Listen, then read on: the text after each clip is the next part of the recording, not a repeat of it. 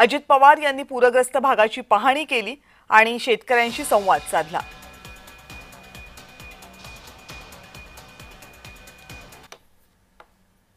आजचा दौरा झाल्यावर मी त्या कलेक्टरांशी पण परत बोलणार आहे, कारण माझा सोलापूर जिल्हा आणि धाराशिव जिल्हा हे दोन जिल्ह्यातले काही भाग मला करायचा आहे दिवसभरात, आणि उद्या मी बीड आणि संभाजीनगर जिल्हा करणार आहे।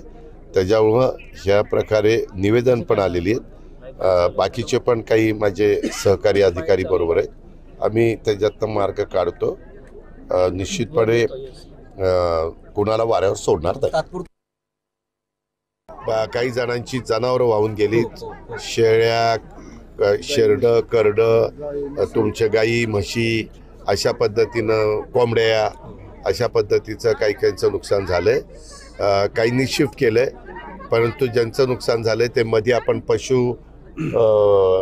आमच्या पशुधन डिपार्टमेंटच्या वतीनं आपण त्यांना नोंद केलेली आहे। त्या पद्धतीनं